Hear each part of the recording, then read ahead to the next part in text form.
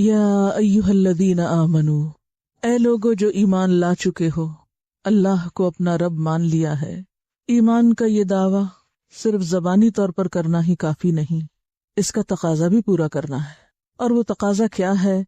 اتقوا اللہ، جس اللہ کو رب مانتے ہو اب اس سے ڈرو بھی، اس کا تقوی اختیار کرو۔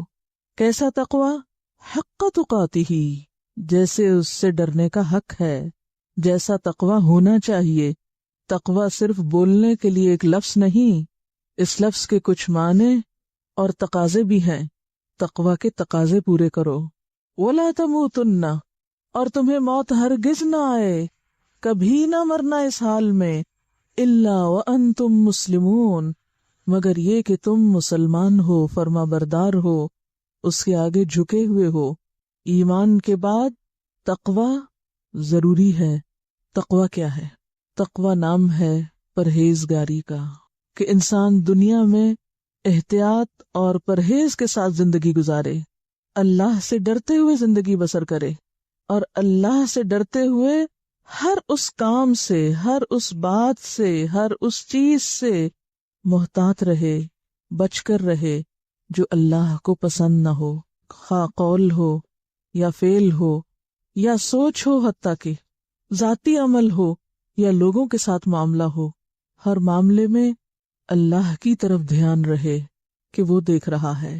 صرف ظاہری طور پر ڈوز اور ڈونٹس کا ہی فکر نہ کرے، بلکہ ان کی روح کو بھی پہنچے، کسی حد تک پہنچنے سے پہلے ہی رک جائے کہ کہیں غلطی سے بھی حد کو نہ چھو لے۔ تو یا ایھا الذین آمنوا اتقوا اللہ حق تقاتہ، اے ایمان والو اللہ سے ڈرو، اللہ سے ڈر کر وہ کام چھوڑ دو، وہ رویے چھوڑ دو، وہ باتیں چھوڑ دو جو اللہ کو پسند نہیں۔ ہم سب جانتے ہیں کہ یہ دنیا امتحان کی دنیا ہے، ہر لمحے ہمیں آزمایا جا رہا ہے، اور سب سے بڑی آزمائش کیا ہے کہ ہم اپنے وقت کو استعمال کیسے کر رہے ہیں۔ صرف بات جائز اور ناجائز، حلال اور حرام ہی کی نہیں، اپنی ساری زندگی کے اوقات اور لمحات کے بہتر استعمال کی ہے یا بھرپور استعمال کی ہے، کہ ہم ان اوقات کو کتنا اور کیسے استعمال کر رہے ہیں۔ یعنی گناہ صرف یہ نہیں کہ آپ یہ سمجھیں کہ میں اس وقت جھوٹ نہیں بول رہی یا میں اس وقت کوئی غلط کام نہیں کر رہی تو میں ٹھیک ہوں۔ نہیں، اگر آپ جھوٹ نہیں بول رہے، غلط کام نہیں کوئی بھی کر رہے، اور آپ اس جرم کا ارتکاب کر رہے کہ کچھ بھی نہیں کر رہے، محض سستی سے کام لے رہے ہیں، محض لیٹے ہوئے ہیں، ایک غفلت کی زندگی بسر کر رہے ہیں، تو یہ بھی ایک قصور ہے، یہ بھی تقوی کے خلاف ہے۔ تو تقوی دراصل شعور کی اعلیٰ ترین کیفیت کا نام ہے، کہ جس میں انسان اتنا حساس ہو جائے، اپنی ذات کے معاملے میں نہیں، اللہ کے معاملے میں، لوگوں کے معاملے میں اتنا حساس ہو جائے، اتنا سینسیٹیو ہو جائے کہ کہیں بھی وہ اللہ کی نافرمانی کا کام نہ کرے یا بندوں کو ستانے والا کام نہ کرے۔ آپ دیکھیے کہ یہ جو ہمارا امتحان ہے وہ پھر اتنا بھی نہیں صرف کہ ہم وقت کیسے استعمال کر رہے ہیں، یہ زندگی کو کس طرح گزار رہے ہیں، اس میں جگہ جگہ مختلف رکاوٹیں، ناپسندیدہ چیزیں، ایسی چیزیں بکھری ہوئی ہیں کہ جو ہماری اچھی نیت، اچھی سوچ اور اچھے کاموں کے راستے میں رکاوٹ بن جاتی ہیں۔ یعنی آپ اپنے وقت کو بھرپور گزارنا چاہتے ہیں، آپ اپنی صلاحیتوں کو صحیح طور پر استعمال کرنا چاہتے ہیں، لیکن کیوں نہیں کر پاتے؟ اچھے ارادے کے باوجود، اچھی نیت کے باوجود، کیونکہ راستے میں کئی رکاوٹیں ہیں۔ آپ اچھے ہیں، آپ کی سوچ اچھی، آپ مثبت سوچ رہے ہیں، لیکن آپ کے سامنے ایسے لوگ موجود ہیں جو منفی طریقے سے سوچتے ہیں، جو اچھے نہیں۔ اب آپ الجھنا شروع کر دیں کہ مجھے رستہ دو، مجھے تو کام کرنا ہے۔ پھر اسی طرح آپ دیکھیں کہ جہاں آپ کو لوگوں کی منفی باتوں، منفی سوچوں، منفی رویوں سے واسطہ پڑتا ہے، وہاں بعض اوقات لوگوں کے غیر سنجیدہ رویے، نان سیریس ایٹیٹیوڈ، اور گھر میں یا گھر سے باہر ایک ایسے ماحول کا ہونا کہ جس میں کسی کو فکر ہی نہیں آخرت کی، آپ تنہا ہیں اس سوچ والے، اب یہ بھی ایک ناپسندیدہ صورت ہے۔ اب پھر آپ بھی بیٹھ جاتے ہیں کیونکہ سارا ماحول ایسا ہے، تو اس لیے میں کیا کروں۔ کہیں پر آپ ایسی سچویشن میں گرفتار ہو جاتے کہ دنیا کی کوئی چیز آپ کو اپنی طرف کھینچنے لگتی، آپ نکلے تھے ایک بڑے ہی اچھے جذبے سے، راستے میں کوئی ایسی چیز نظر آ گئی جس نے آپ کو اپنی طرف متوجہ کر لیا، وہ سارا مقصد اور ساری باتیں بھول گئے۔ مثلاً آپ میں سے اگر کوئی بچی گھر سے یہ سوچ کر نکلی ہے کہ مجھے تعلیم حاصل کرنا ہے، یہاں آ کر وہ ایک ایسی دوستی میں پڑ جاتی ہے کہ ساری تعلیم پیچھے رہ جاتی ہے، اور اس کا الٹیمیٹ گول کیا بن جاتا ہے؟ محض اپنی دوست کے پاس بیٹھی رہوں، اس کے ساتھ گپ شپ لگاتی رہوں اور اس کے ساتھ اچھا وقت میرا گزرے۔ تو کیا کیا اس نے؟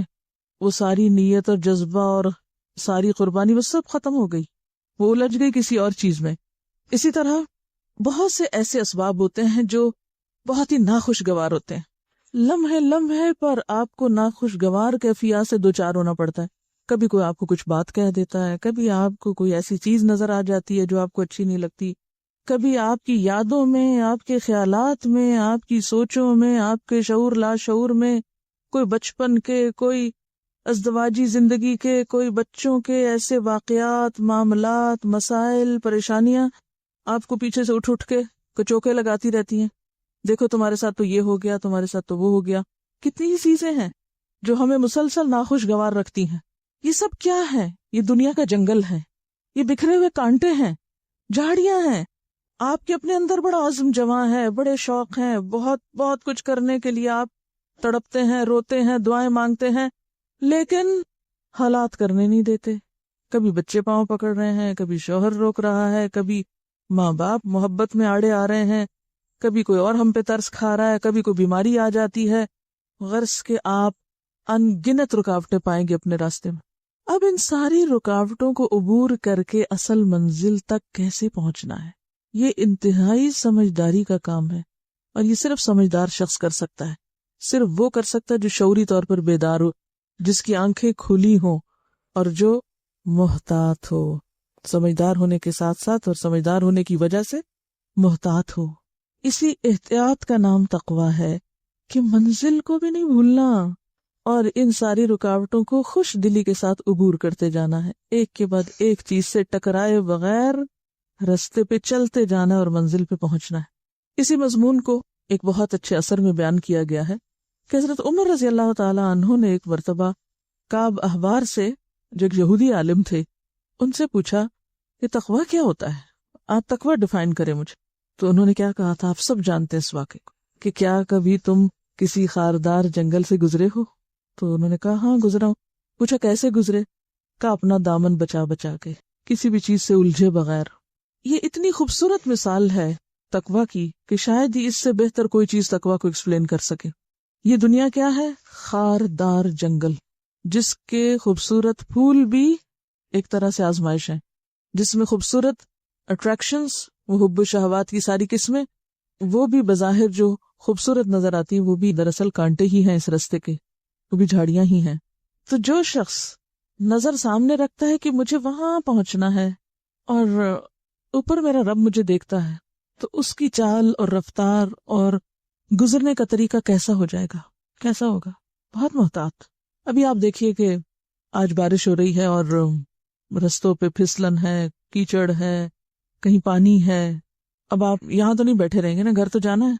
جب آپ کسی ایسی جگہ پر پہنچے، نہیں کچھ راستہ ہو سکتا اسموتھ ہو، آپ کے لیے صاف ستھرا ہو، لیکن جب آپ ایسی جگہ پر پہنچے کہ جہاں کیچڑ ہو، پھسلن ہو، گڑا ہو، کیا کریں گے آپ؟ بیٹھ رہیں گے کہ جس دن یہ سوکھے گا اس دن میں آؤں گی گھر؟ نہیں، وہ تو آپ کو جانا ہے گھر، جیسے بھی جائیں آپ کو جانا ہے۔ اسی طرح موت انتظار میں کھڑی، اس نے تو پکڑ لینا ہے، اگلے کمرے میں تو جانا ہی ہے۔ کوئی بھی نہیں کہہ سکتا کہ ہم جب دنیا کے حالات اچھے ہو جائیں گے، ماحول اچھا ہو جائے گا، سب لوگ اچھے بن جائیں گے، پھر میں بھی اچھی ہو جاؤں گی اور اس کے بعد مروں گی، پھر جنت میں جاؤں گی۔ امپاسبل۔ نہ آپ یہ کر سکتے ہیں کہ اپنے گھر والوں کو چھوڑ دیں، یہ بھی ایک فرار ہے، اور یہ پاسبل بھی نہیں کہ آپ گھر چھوڑ دیں۔ نہ یہ آپ کر سکتے ہیں کہ آپ اپنی جسمانی ضروریات سے فارغ ہو جائیں، آپ کو سونا بھی، آپ کو کھانا بھی ہے، آپ کی اور ضروریات بھی ہیں۔ نہ آپ یہ کر سکتے ہیں کہ آپ لوگوں کے منہ باندھ کے رکھیں، ان کے ہاتھوں کو بھی باندھ دیں، نہ کوئی آپ کو ہاتھ سے تکلیف دے، نہ کوئی آپ کو زبان سے دے، نہ کوئی آپ کے ساتھ رویہ خراب کرے کہ جس سے آپ کا موڈ آف ہوتا ہے، کوئی آپ کی خلاف مرضی، خلاف پسند بات نہ کرے۔ کیا آپ کسی ایسی دنیا کا تصور کر سکتے ہیں؟ ایسی دنیا کوئی بنا سکتا ہے؟ کہیں بھی نہیں ایسی دنیا۔ حتیٰ کہ سارے کے سارے بامقصد لوگوں کے بیچ میں رہنے سے بھی ایسی دنیا نہیں ملے گی آپ کو۔ اب آپ کو کرنا کیا ہے؟ محتاط ہونا ہے۔ کیسے محتاط ہونا ہے؟ لوگ جو بھی کہتے ہیں آپ کو اپنی زبان سنبھال کے استعمال کرنی۔ لوگ آپ کے بارے میں جو بھی سوچتے ہیں آپ کو اپنی سوچ کو بدگمان نہیں ہونے دینا، آپ کو اپنی غلط فہمیوں اور بدگمانیوں کو اپنے اندر ہی ختم کرنا ہے۔ لوگ آپ کو کتنا بھی الجھائیں، کتنی بھی آپ کے سامنے اٹریکشنز لائیں کہ نہیں ادھر سے نہیں ادھر سے آ جائیے، یہ شارٹ کٹ ہے، تو آپ کو وہاں بھی محتاط ہونا ہے۔ تقویٰ شعور کی اعلیٰ ترین کیفیت کا نام ہے۔ اعلیٰ ترین شعوری کیفیت کا نام ہے، یعنی انسان کا شعور جو جاگ اٹھتا ہے۔ فَإِذَا هُمْ مُبْصِرُونَ کی جو کیفیت ہے کہ انسان کو نیکی کے مواقع نظر آنے لگتے ہیں، اپنی غلطیاں نظر آنے لگتی ہیں، گویا دوسرے معنوں میں غفلت سے نکلنے کا نام ہے، غفلت سے باہر آنے کا۔ ایک زندگی ہوتی ہے نا غفلت میں ڈوبی ہوئی، اچھے برے کی تمیز نہیں، بس جو ہو رہا ہے سو ہو رہا ہے، ٹھیک ہے، سب ٹھیک ہی کر رہے ہیں، سب اچھا چل رہا ہے، نہ نیکی کی کوئی خاص امنگ ہے، نہ تڑپ ہے، نہ شوق ہے، اور نہ ہی برائی پر کوئی خاص ندامت ہے، بس ایک ذہول کی کیفیت ہے۔ ذہول اصل میں عربی کا لفظ ہے۔ ذہول کی کیفیت ہوتی ہے یعنی غفلت سے ملتی جلتی، بس جیسے ایک نشے کی یا ایک بے خبری کی، لا علمی کی، یعنی لا علمی، بے خبری، جہالت، اور ہر ایک سے بے نیاز ہو کر، اپنی آخرت سے بے نیاز، اپنے ذمہ داریوں سے بے نیاز، اپنے فرائض سے بے نیاز، اس کیفیت کا ایک نام ہے۔ بے حسی بھی اس میں آ جاتی ہے، لیکن صرف بے حسی نہیں ہوتی، یعنی نہ تو اپنے انجام کا کوئی خوف ہے، نہ اپنی غلطیوں کا کوئی احساس ہے، بس جس حال میں ہم مطمئن ہیں۔ تو تقویٰ دراصل ہمیں اس سے باہر نکالتا ہے، اور قرآن پاک کے کوئی بھی صورت دیکھ لیں، کوئی بھی عمل کی بات دیکھ لیں، اس کے ساتھ ہی تقویٰ لگا ہوا ہے۔ یعنی تقویٰ کا تکرار اتنی زیادہ ہے، احکامات میں، اخلاق میں، عبادات میں، ہر چیز میں تقویٰ مطلوب ہے۔ اللہ تعالیٰ نے انسان کو عقل دے کر پیدا کیا نا، شعور کی اعلیٰ ترین کیفیت پیدا ہو جس میں انسان نہ صرف یہ کہ جسم کے تقاضے، روح کے تقاضے، عقل کے تقاضے اور اپنے دیگر تقاضے جو ہیں ان کا ادراک کر سکے اور ان کے اندر ایک توازن پیدا کرے، اور اللہ تعالیٰ کا ایسا قرب اس کو نصیب ہو کہ وہ اپنے اصل مقام پہ آ جائے، جس مقام پہ لقد خلقنا الانسان فی احسن تقویم اور وَلَقَدْ كَرَّمْنَا بنی آدم کے جو عزت افزائی اللہ تعالیٰ نے بخشی، اور اسی کی بنا پر ان اکرمکم عند اللہ اتقاکم، جو اس میں جس لیول پر پہنچے گا پھر اتنا ہی اللہ تعالیٰ کی طرف سے اس کو عزت اور اس کو اللہ کا قرب نصیب ہوگا۔ تو یوں سمجھے کہ جیسے تقویٰ ایک آپ کے اندر ایک روشنی پیدا کر دیتا ہے نا، کہ جس میں انسان کو اس کو اپنا اپنا مقام نظر آنے لگتا ہے، اس کو اپنی منزل یا اپنا انجام نظر آنے لگتا ہے، اپنی غلطیاں نظر آنے لگتی ہے، نہیں وہ ایک اور ہی نگاہ سے خود کو دیکھنا شروع کر دیتا ہے۔ تو عام حیوانی کیفیت سے انسان کو اٹھاتا ہے یہ تقویٰ، ٹھیک ہے نا۔ تو تقویٰ کی زندگی محتاط زندگی، اور پوری کی پوری محتاط زندگی، آنکھیں کھول کے گزارنے والی زندگی، اندھا دھند بھیڑ چال کی طرح کسی کے پیچھے چلنے والی زندگی نہیں، وہ جا رہا ہے چلو میں بھی چلتی ہوں، نہیں، خود عقل سے کام لینا ہے، نہ جھاڑیوں کے ساتھ الجھنا ہے اور نہ جھاڑیوں کو اپنے ساتھ الجھنے دینا ہے، سمٹ سمٹ کے، سنبھل سنبھل کے چلتے چلے جانا ہے، یہی تقویٰ ہے۔ تو یا ایھا الذین آمنوا اتقوا اللہ، اور یہ آتا کب ہے؟ جب انسان کے اندر اللہ کا ڈر آتا ہے، اللہ کا تقویٰ پیدا ہوتا ہے، تب تقویٰ والی زندگی نصیب ہوتی ہے، تبھی حق تقاتہ، آخری درجے میں سنبھلنا، اور یہ کیفیت ساری زندگی جاری رہے۔ یہ نہیں کہ کسی دن آپ تھک ہار کے بیٹھ جائیں، اتنے دن ہو گئے ہیں سنبھلتے سنبھلتے، اب تو میں گرنے لگی ہوں جھاڑی پہ، اب میں جا رہی ہوں اس پہ۔ کتنے بھی آپ تھکے ہوئے کانٹے پہ پاؤں نہیں رکھیں گے، کیونکہ آپ کو پتہ ہے یہ زخمی کر دے گا، آئندہ چلنے کے قابل نہیں چھوڑے گا۔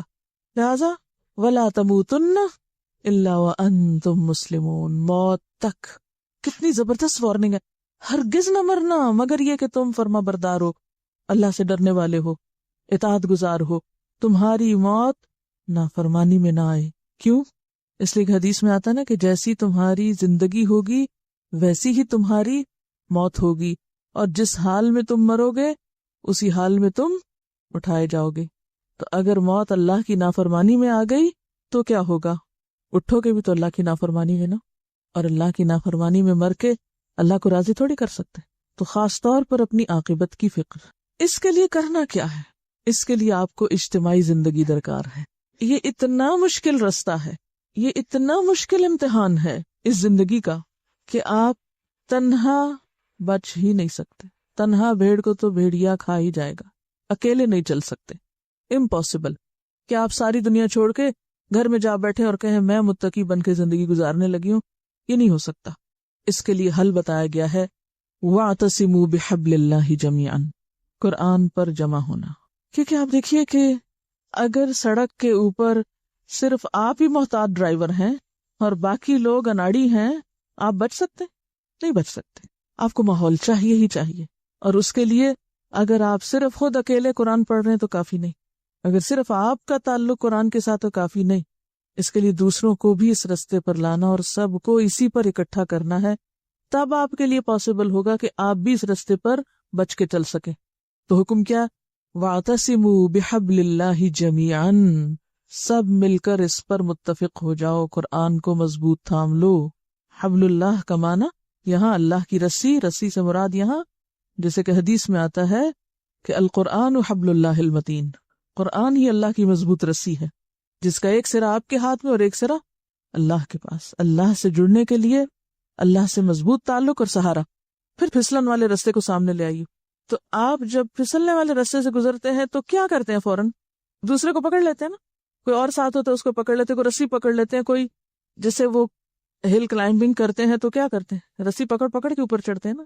تو ایک رسی یا ایک سہارا یا ایک سینٹر آپ کو چاہیے کہ جس سے آپ جڑے ہوئے ہوں، جس سے آپ کو مسلسل انرجی ملتی رہے، فیول ملتا رہے۔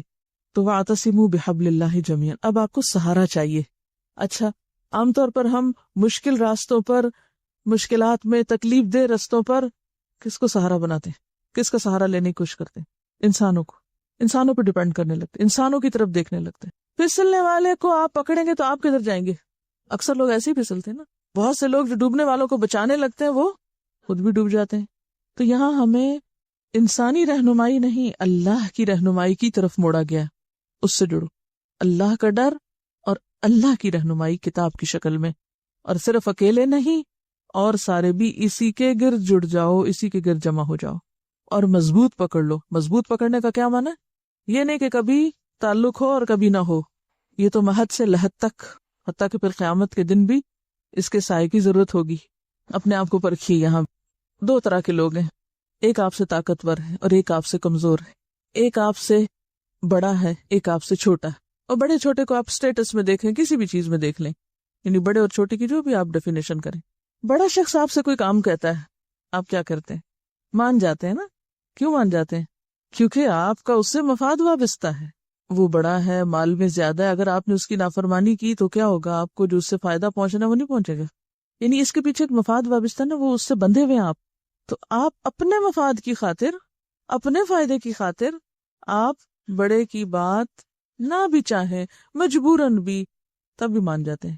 اب ایک ذرا کمزور ماڑا شخص آ گیا آپ کے پاس سے، لیکن وہ ضرورت مند ہے، آپ کی مدد کا مستحق ہے۔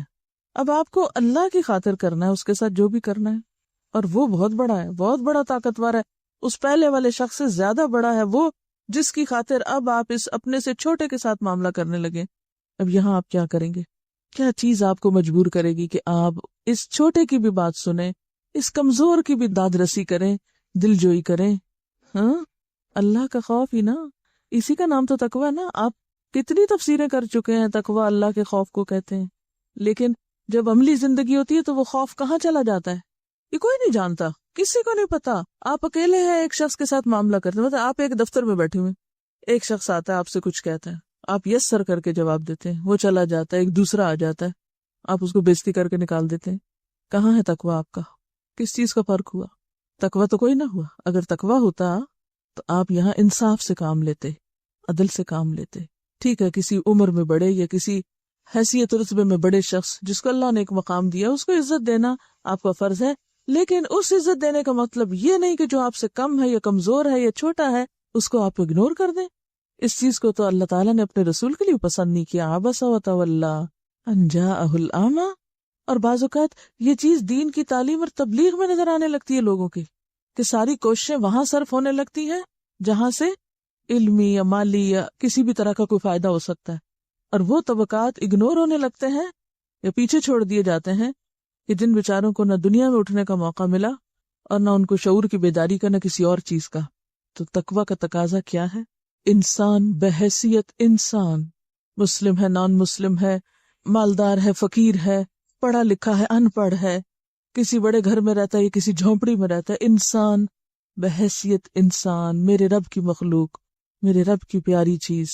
اسی سچویشن کو آپ تھوڑا سا اور بھی بڑھا سکتے ہیں کہ کسی مؤثر شخص سے دوستی کرتے وقت، تعلق رکھتے وقت آپ بڑی خوشی محسوس کرتے ہیں کہ میری رشتہ داری، میرا تعلق، میری جان پہچان فلاں اور فلاں سے، اس سے مل کے آپ خوش ہوتے ہیں اور آپ اس سے تعلق قائم کرنے میں رکھنے میں کوشش کرتے ہیں کہ چھوٹ نہ جائے.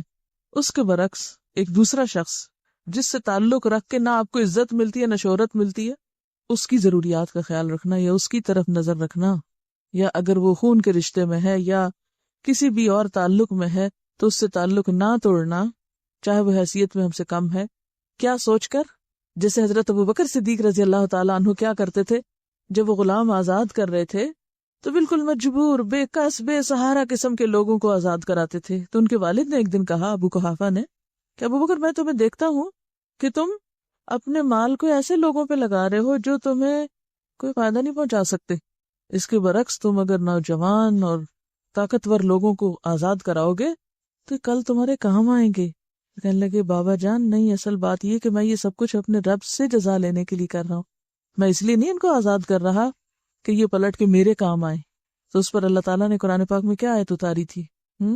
الا ابتغاء وجه ربه الاعلى ولسوف يرضى ولسوف يرضى، کہ وہ تو بس چاہتا ہے اپنے رب اعلیٰ کی رضا کو اور رب بھی ضرور راضی ہو جائے گا اس سے. تو اس کو کیا کہیں گے؟ یہاں کیا چیز ہے جو کسی بھی مصلحت فائدے غرض سے خالی کر کے آپ کو نیکی کرنے پہ مجبور کر رہی ہے؟ اللہ کا تقوی کہ اللہ جو دیکھتا ہے وہ جزا دے گا. میں کسی انسان پہ اس لیے احسان کروں کہ اس انسان سے جزا لوں، اس سے بدلہ لوں، میں نے کتنے گھاٹے کا سودا کیا، کتنے نقصان کا سودا ہے. آپ نے ایک نیکی کی تاکہ اللہ سے جزا لیں، اور آپ نے نیکی کی تاکہ آپ اس انسان سے جزا لیں، اس سے شکریہ لیں. کیا کیا آپ نے؟ اب دو لوگ لے لیجئے، ایک شخص ہے وہ اللہ تعالی سے جزا کی خاطر نیکی کرتا ہے، وہ یہ نہیں دیکھتا کہ اس کا مجھے دنیا میں کیا ریٹرن ملنے والا ہے. اور ایک یہ ہے کہ جو انسان سے بدلہ لینے کی خاطر اس سے کسی قسم کا ڈائریکٹ یا انڈائریکٹ فائدہ حاصل کرنے کی خاطر نیکی کر رہا ہے. کس نے نفع کا سودا کیا اور کس نے گھاٹے کا سودا کیا؟ جس نے اللہ سے سودا کیا، جس نے اللہ کی خاطر کام کیا، الا ابتغاء وجہ ربہ الاعلی کام کیا، اور دوسرا جس نے انسانوں سے کوئی فائدہ حاصل کرنے کے لیے کام کیا، اس نے بڑا ہی سخت نقصان کیا اپنا، کیونکہ انسان تو خود محتاج ہے، وہ کسی کو کیا دے سکتا ہے. اسی لیے ہماری نیکی عام نہیں ہوتی، نیکی پھیلتی نہیں ہے، نیکی کے اثرات دور تک جاتے ہی نہیں ہیں، کیونکہ ہم محدود فائدوں کی خاطر نیکی کر رہے ہوتے ہیں، ہم لامحدود کی خاطر کرتے ہی نہیں ہیں. تو نتیجہ بھی تو ویسے ہی نکلے گا نا.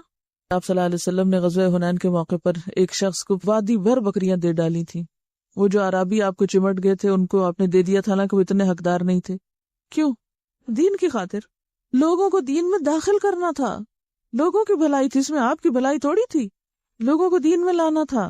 وہ کون تھے؟ عرابی، بدو، وہ بہت مؤثر لوگ تھے، دیہاتی، اجڑ، گنوار، لیکن انڈائریکٹلی ان کا مسلمان ہونا بھی دین کے لیے ایک وزن رکھتا تھا. لیکن عام طور پر ہم ایسے مواقع پر ناسمجھ ہو جاتے ہیں، ہم وقتی فائدوں کو دیکھتے ہیں کہ یہاں کرنے سے مجھے واپس کیا ملے گا، اور بڑے فائدے کو بھول جاتے ہیں. تو یا ایھا الذین آمنوا اتقوا اللہ حق تقاتہ ولا تموتن الا وانتم مسلمون ولا تفرقوا، اور اے سارے پکڑنے والو آپس میں نہ لڑنا شروع کر دو، آپس میں مت تفرقہ کرو، آپس میں مت جھگڑو. جھگڑنے کا انجام دیکھا ہے نا، جو تم پہلے جھگڑا کرتے تھے. وَاذْكُرُوا نِعْمَتَ اللَّهِ عَلَيْكُمْ، یاد کرو اللہ کی اس نعمت کو جو تم پر ہے. کون سی نعمت ہے یہاں؟ نعمت سے مراد قرآن میں کس چیز کو نعمت کہا گیا ہے؟ اسلام. جی ہاں، اليوم اکملت لکم دینکم واتممت علیکم نعمتی ورضیت لکم الاسلام دینا. یہ کہتے ہیں قرآن کی تفسیر قرآن ہی سے، یعنی ایک آیت کی وضاحت دوسری آیت سے. ورنہ میں کہوں نعمت یہ ہے، آپ کہیں نعمت وہ ہے، تو اسی سے تو تفرقہ اٹھ جائے گا. تو اللہ کی رسی کو پکڑنے کا معنی یہی ہے کہ پھر مزید وضاحت قرآن سے اور اس کے بعد صاحب قرآن سے. وَاذْكُرُوا نِعْمَتَ اللَّهِ عَلَيْكُمْ، یاد کرو اللہ کی اس نعمت کو جو تم پر ہوئی. اِذْ كُنْتُمْ أَعْدَاءً، جب تم دشمن ہوا کرتے تھے. وہ اپنا دشمنی کا زمانہ یاد کرو.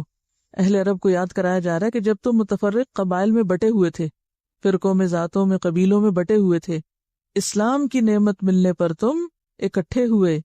فَأَلَّفَ بَيْنَ قُلُوبِكُمْ، اس نعمت کی وجہ سے اللہ نے تمہارے دلوں میں الفت اور محبت پیدا کر دی. جب سب کا مقصد ایک ہوا، سب کی قبلہ ایک ہوا، سب کی ڈائریکشن ایک ہوئی، تو اس راہ پہ چلنے والوں کے دل بھی باہم جڑ گئے. کیونکہ اصل اتفاق محض کسی مادی چیز کو پکڑنے کا نام نہیں بلکہ دلوں کے جڑنے کا نام ہے۔ فَأَلَّفَ بَيْنَ قُلُوبِكُمْ فَأَصْبَحْتُمْ بِنِعْمَتِهِ إِخْوَانًا، تو تم اس کی نعمت کی وجہ سے یعنی دین اسلام کی وجہ سے مسلمان ہونے کی وجہ سے بھائی بھائی بن گئے۔ لہذا مرتے دم تک اس نعمت کو ایک تو تھام کے رکھنا، لا تموتن الا وانتم مسلمون، اور زندگی میں بھی اسی نعمت کی قدردانی کرنا۔ وَكُنْتُمْ عَلَى شَفَا حُفْرَةٍ مِّنَ النَّارِ، تم آگ کے گڑھے کے کنارے کھڑے تھے۔ یہ گڑھا کون سا گڑھا تھا؟ فرقہ واریت کا، یعنی فرقوں میں بٹے ہوئے تم آپس میں ایک دوسرے کو قتل کر رہے تھے، ایک دوسرے کو مار رہے تھے، ایک دوسرے کے دشمن بنے ہوئے تھے، اور اس جہالت میں لا علمی میں اسلام سے ماقبل کے زمانے کو یاد کیجئے کہ کس طرح لوگ ایک دوسرے کے خون کے پیاسے تھے، قاتل اور مقتول دونوں آگ میں، اندھیرے میں گم، اسلام کی نعمت سے محروم، فی دلال مبین، امیین، کس طرف جا رہے تھے؟ آگ کے گڑھے کے کنارے، قریب تھا کہ گر پڑتے اس میں۔ فَأَنْقَذَكُم مِّنْهَا، اس نے تم کو اس سے بچا لیا، بچا کے تمہیں ایک نعمت دی۔ اب تم اس نعمت کو چھوڑ دو گے اور اس نعمت کو چھوڑ کے پھر تم بچ سکو گے اس سے؟ نہیں۔ تو تقوی والی زندگی ممکن نہیں جب تک کہ ایک ماحول نہ ہو، سہارے نہ ہو، اور وہ ممکن نہیں جب تک کہ اسلام کی تعلیمات نہ ہو، اسلام کی روشنی نہ ہو، اسلام کی نعمت نہ ہو، ورنہ آپس میں ہی ٹکرا ٹکرا کے مرتے رہو گے۔ کذالک یبین اللہ لکم آیاتہ، اللہ اس طرح تمہارے لیے آیات کھول کھول کے بیان کرتا ہے۔ کیوں کھول کے بیان کرے؟ لعلکم، تاکہ تم کیا کرو؟ تہتدون، ہدایت پا جاؤ، تمہیں رستہ مل جائے۔ ہدایت کا لفظ پیچھے پڑ چکے ہیں۔ کیا ہوتا ہے ہدایت؟ اہدنا الصراط المستقیم، سیدھا راستہ، صرف دیکھنا نہیں، اس پہ چلنا اور منزل تک پہنچنا۔ یہی راستہ ہے جس سے تم اپنی منزل کو پالو گے۔ اور اس کام کے کرنے کے لیے کچھ لوگ تو خاص طور پر مخصوص ہونے چاہیے، جن کا اوڑھنا بچھونا یہی کام ہو کہ وہ بھٹکے ہوئے لوگوں کو، ادھر ادھر جانے والوں کو پھیر پھیر کے اس طرف لاتے رہیں۔ وَلْتَكُمْ مِنْكُمْ أُمَّةٌ، چاہیے کہ تمہارے اندر ایک ایسا گروہ ہو، يَدْعُونَ إِلَى الْخَيْرِ، جو خیر کی دعوت دیتا رہے، جو نیکیوں کی طرف لوگوں کو بلاتا رہے۔ کیونکہ بھلوانے والی چیزیں بہت ہیں، نفس کی خواہشات بھلواتی ہیں، شیطان بھلواتا ہے، معاشرہ، بہت سے لوگ ہمیں اصل سے دور کرتے رہتے ہیں۔ تو اب کیا ضروری ہے کہ دور جانے والوں کو واپس لایا جائے۔ تمہارے اندر ہی ایک ایسا گروہ جو لوگوں کو واپس پھیرے۔ جیسے کسی بھی معاشرے کے اندر، کسی بھی سوسائٹی میں بیمار لوگوں کے لیے ہسپتال ضروری ہے، ڈاکٹر ضروری ہیں، اسی طرح روحانی بیماروں کے لیے بھی معاشرے کے اندر ایسے مسیحا ضروری ہیں کہ جو ان کو آگ کے گڑھے کے کنارے جانے سے روکیں اور پھیر کے اصل مرکز کی طرف جوڑیں، خیر کی طرف بلائیں۔ اور خیر سے مراد یہاں اللہ کی اطاعت کے کام ہیں۔ رسول اللہ صلی اللہ علیہ وسلم نے اس آیت کی تلاوت کر کے فرمایا کہ خیر سے مراد قرآن و حدیث کا اتباع ہے۔ پہلا کام یدون الی الخیر، آؤ اللہ رسول کی اطاعت کرو، ویأمرون بالمعروف، اور نیکیوں کا حکم دیں، نیکیوں کا حکم دیں، معروف کی طرف بلائیں۔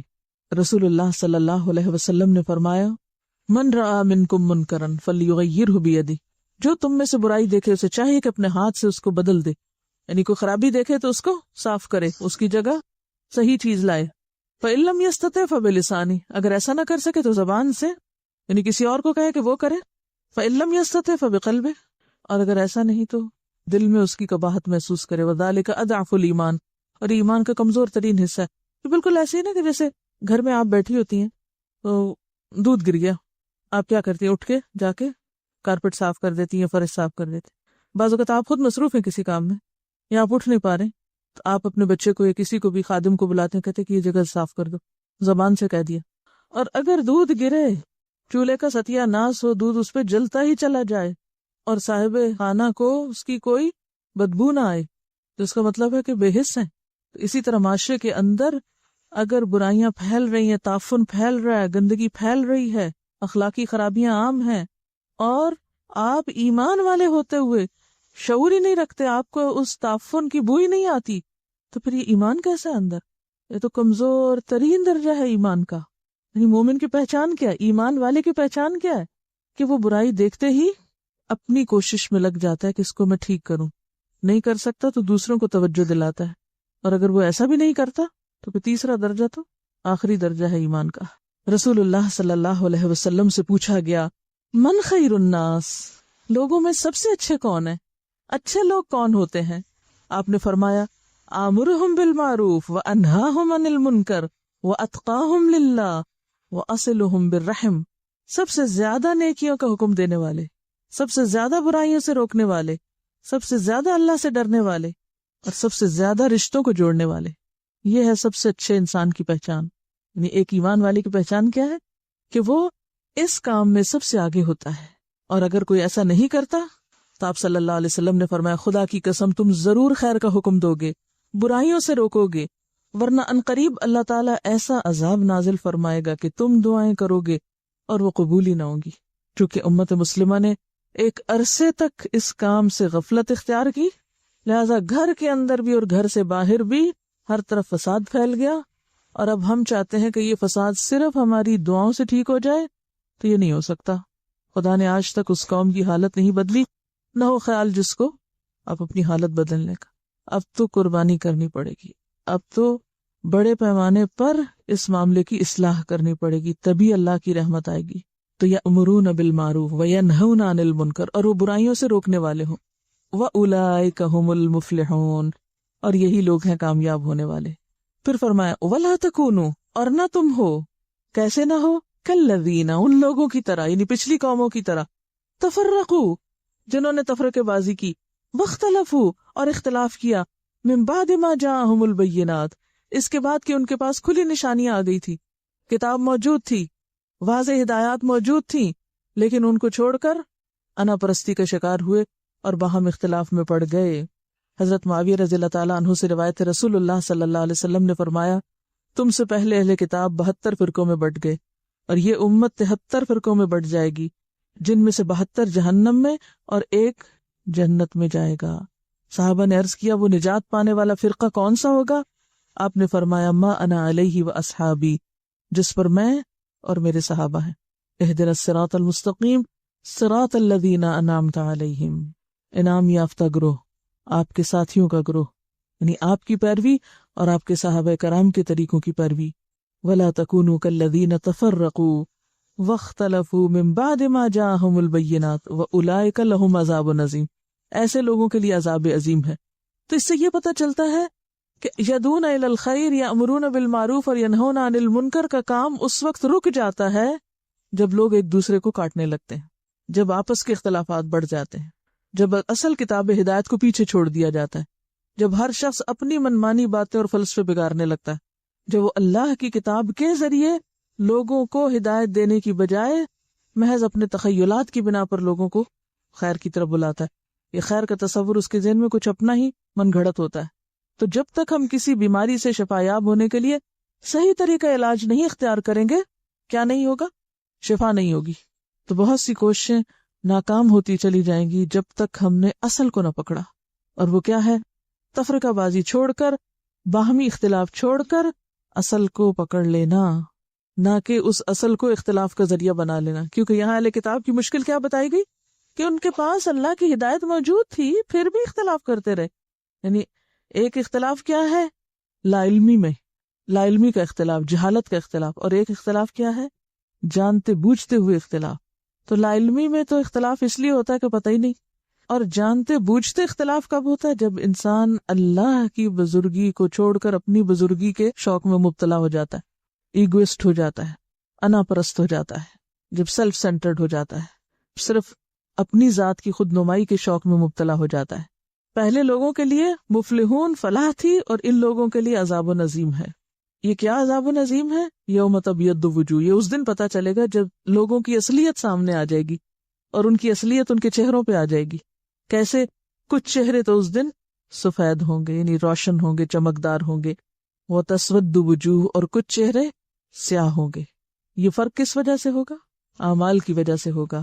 روشن چہرے کن کے ہوں گے؟ یدعون الی الخیر یامرون بالمعروف وینہون عن المنکر، صرف اللہ کی خاطر کرنے والوں کے۔ اور سیاہ چہرے کن کے؟ جن کے پاس ہدایت، دین، سمجھ سب کچھ آ جائے، اس کے بعد وہ اختلاف اور تفرقہ کریں۔ فَأَمَّا الَّذِينَ اسْوَدَّتْ وُجُوهُهُمْ، تو سیاہ چہرے والوں سے پوچھا جائے گا اَكَفَرْتُمْ بَعْدَ ایمانکم، ایمان لا کے تم نے کفر کیا؟ نعمت اسلام ملنے کے بعد تفرقے کا شکار ہوئی. یہاں کفر سے مراد کیا ہے؟ کس چیز کو کفر سے تعبیر کیا جائے؟ فرقہ واریت کو. اب دیکھیں نا، اس آیت کو الگ سے نہیں، اس کو اس سے ریلیٹ کر کے پڑھیے. پہلے فرمایا نیکی کی طرف بلاؤ، پھر کہا تفرقے میں نہ پڑو، پھر فرمایا 2 طرح کے چہرے ہوں گے قیامت کے دن. جو پہلے طرح کا کام کرے گا اس کا چہرہ روشن، اور دوسری طرح کا کرنے والے کا چہرہ سیاہ. اب صرف سیاہ چہرے والوں کی بات ہو رہی ہے. کالے منہ والوں سے کہا جائے گا ایمان کے بعد تم نے کفر کیا. یہ کون سا ایمان اور کون سا کفر ہے؟ ایمان یہ ہے پہلے حکم کو ماننا، اور کفر کیا ہے؟ جس سے روکا گیا اس کو اختیار کرنا. کفر انکار کو کہتے ہیں نا. فذوقوا العذاب بما کنتم تکفرون. یعنی اتنی شدت ہے اس آیت میں کہ اس تفرقہ بازی اور مسلمانوں کے باہم اختلاف کو کفر سے یہاں تعبیر کیا گیا کہ انسان پھر اصل رستے سے ہٹ جاتا ہے. کیونکہ یہ ہو نہیں سکتا کہ جو شخص اللہ سے محبت کرتا ہو وہ ان سارے لوگوں سے محبت نہ کرے جو اللہ سے محبت کرنے والے ہیں. اس کے لیے تو دعا بھی سکھائی گئی، اللہم ارزقنا حبک و حب من یحبک. اللہ تیری محبت بھی چاہتی ہوں اور ہر اس بندے کی محبت چاہتی ہوں جو تجھ سے محبت کرتا ہو. اتفاق ہو گیا نا؟ یہ اتفاق پیدا کرنے والی دعا ہے نا. یہ تو نہیں ہو سکتا کہ اللہ تجھ سے تو محبت کرتی ہوں لیکن تیرے چاہنے والوں سے میں عداوت رکھتی ہوں. یہ 2 مختلف اور متضاد چیزیں ہیں.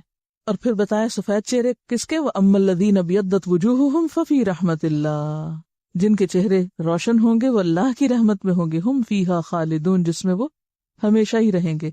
تلک آیات اللہ نتلوها علیک بالحق. یہ اللہ کی آیات ہیں جنہیں ہم آپ پر حق کے ساتھ پڑھیں، ٹھیک ٹھیک سنا رہے ہیں. وَمَا اللَّهُ يُرِيدُ ظُلْمًا لِلْعَالَمِينَ. اللہ لوگوں کے ساتھ ظلم کا ارادہ نہیں رکھتا، جہان والوں پہ ظلم نہیں کرنا چاہتا. ظلم کیا تھا؟ کہ لوگوں کو حق سے محروم کر دیا جائے، علم سے محروم کر دیا جائے، ہدایت سے محروم کر دیا جائے، پھر اچانک پکڑ لیا جائے. اللہ نے تو ہدایت کا انتظام کیا لیکن کچھ لوگوں نے اسی کو چھپا دیا، اس کو ایک طرف پھینک کے آپس میں لڑائی شروع کر دی. وَلِلَّهِ مَا فِي السَّمَاوَاتِ وَمَا فِي الْأَرْضِ. اور اللہ کے لیے ہے جو کچھ آسمانوں میں ہے اور جو زمین میں ہے. وَإِلَى اللَّهِ تُرْجَعُ الْأُمُورُ. اور سارے معاملات اللہ کی طرف لوٹائے جائیں گے. یاد رکھو تم بھی اللہ کی طرف واپس لائے جانے والے ہو. اب فرمایا کنتم خیر امت. تم ایک بہترین امت ہو، خیر امت ہو. کب، کون، کیسے؟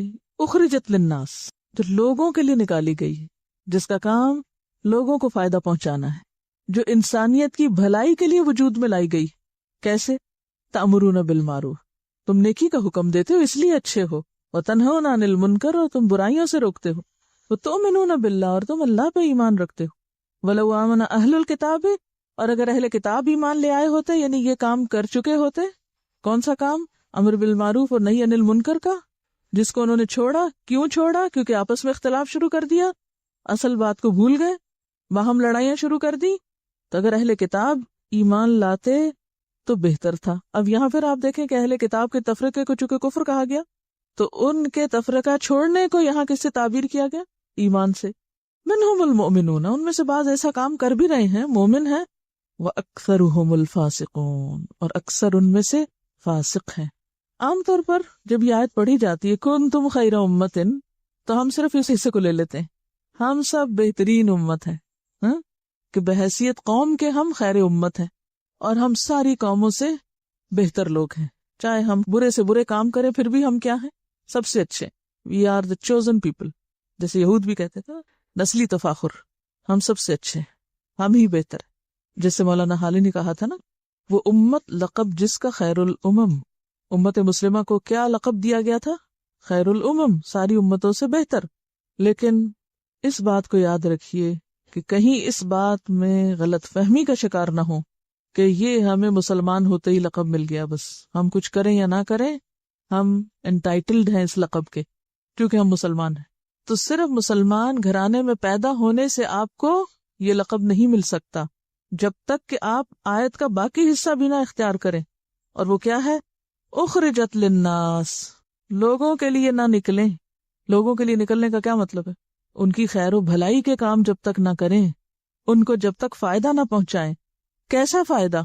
تأمرون بالمعروف وتنہون عن المنکر. جب تک تم امر بالمعروف نہ کرو اور نہی عن المنکر نہ کرو.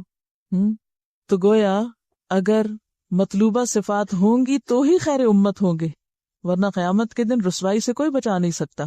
ایک مفسر ہیں قتادہ، وہ کہتے ہیں کہ حضرت عمر فاروق نے یہ آیت کنتم خیر امت پڑھی، پھر کہا اے لوگو جو شخص اس خیر امت میں ہونے کی خوشی حاصل کرنا چاہتا ہے، اس ٹائٹل کو پا کے خوش ہونا چاہتا ہے، تو وہ اس کے لیے خدا کی شرط کو پورا کرے۔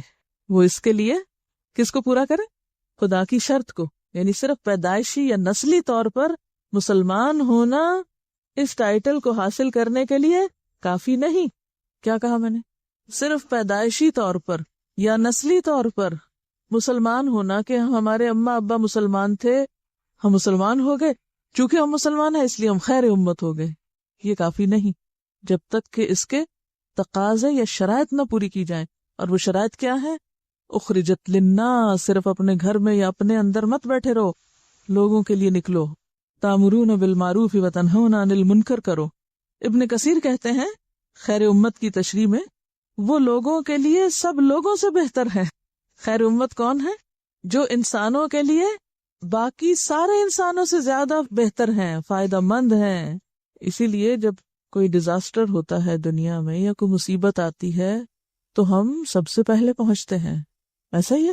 کیا کریں، پہلے کیسے پہنچے؟ وسائل ہی نہیں، عقل ہی نہیں ہے، ایسا ہی ہے۔ دنیا کے جتنے بھی ریسورسز ہیں ان میں سے آدھے مسلمانوں کے پاس، ایک بڑی تعداد ہے مسلمانوں کی، لیکن خیر کے کاموں میں کہاں، کس درجے پر؟ وہ پیچھے۔ بلکہ ہم تو یہ چاہتے ہیں ہمارا گھر بھی کوئی اور آ کے سنوار دے، کسی اور کے نظریات چرا لیں، کسی اور کے خیالات ہتھیا لیں، اور ہم نقالی میں اپنی اصلاح بھی کر لیں۔ تو خیر الامم کا لقب کس کے لیے ہے؟